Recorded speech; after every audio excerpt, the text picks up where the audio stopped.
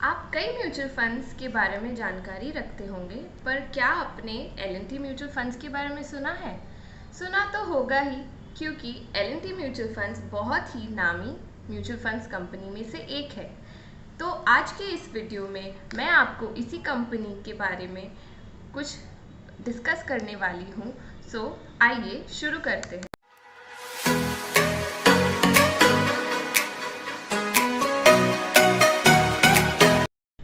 L&T mutual funds India के कुछ पुराने म्यूचुअल फंड्स कंपनी में से एक है और ये इंडिया के 12 सबसे बड़े म्यूचुअल फंड हाउस में से एक है in terms of assets under management.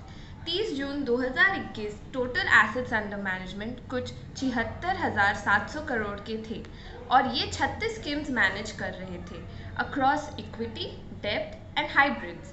Company के पास 24 लाख से भी ज़्यादा एक्टिव पोर्टफोलियोज है।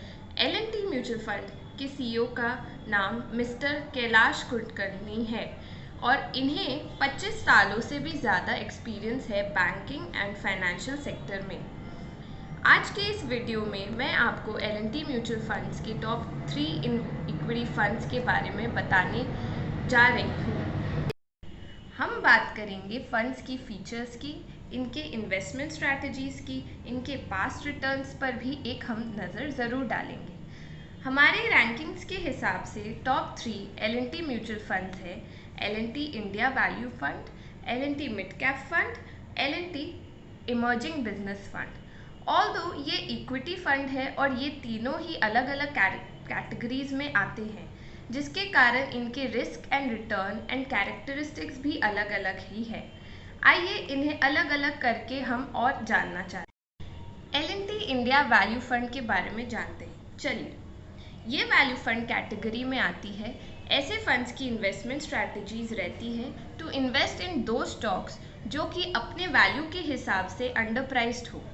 वैल्यू फंड्स पे किसी भी तरह का सेक्टर रेस्ट्रिक्शन या मार्केट कैपिटलाइजेशन रेस्ट्रिक्शन नहीं रहता, यानी ये लार्ज कैप, मिड कैप और स्मॉल कैप में भी इन्वेस्ट कर सकते हैं और अलग अलग सेक्टर्स में भी कर सकते हैं, जिनके कारण ये एक फंड अच्छा डाइवर्सिफाइड पोर्टफोलियो बना सकता है।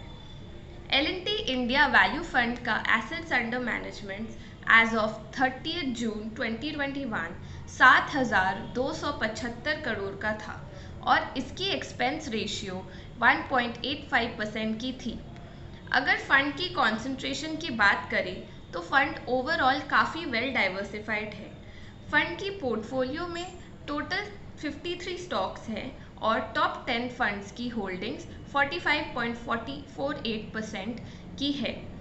फंड टोटल 14 सेक्टर्स में डिवाइडेड है एंड टॉप 3 सेक्टर्स वेटेज में फाइनेंशियल्स, टेक्नोलॉजी एंड कंस्ट्रक्शंस में 54.09% इन्वेस्टेड है।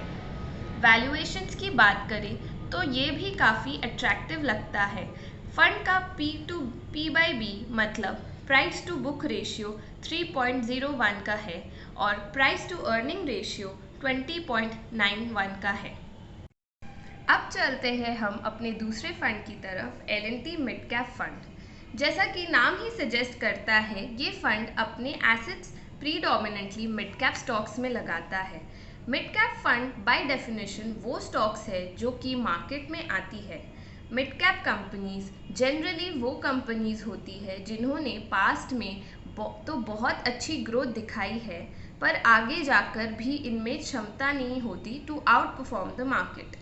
एल&टी मिड कैप फंड की AUM as of 30 June 2021 is 6,726 crore और इसका एक्सपेंस रेशियो 1.89% का है। चलिए इस फंड के पास्ट रिटर्न पे एक नज़र डालते हैं। अगर फंड की कॉन्सेंट्रेशन की बात करें तो फंड ओवरऑल काफ़ी वेल डाइवर्सिफाइड है।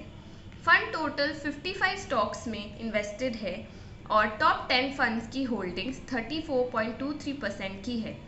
फंड टोटल 16 सेक्टर्स में डाइवर्सिफाइड है एंड टॉप 3 सेक्टर्स वेटेज में chemicals, health care and financials में 43.39% इन्वेस्टेड है। अगर वैल्यूएशंस की बात करें तो ये फंड थोड़ा सा एक्सपेंसिव है। इसका प्राइस टू बुक रेशियो 5.53% का है और प्राइस टू अर्निंग रेशियो 31.75% का है। अब चलते हैं हम अपने लिस्ट के आखिरी फंड की तरफ, जो है L&T emerging business fund.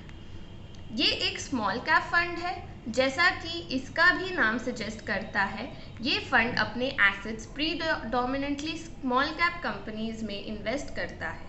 By definition small cap companies है जो मार्केट कैपिटलाइजेशन के हिसाब से 251st रैंक और उनके नीचे आती है।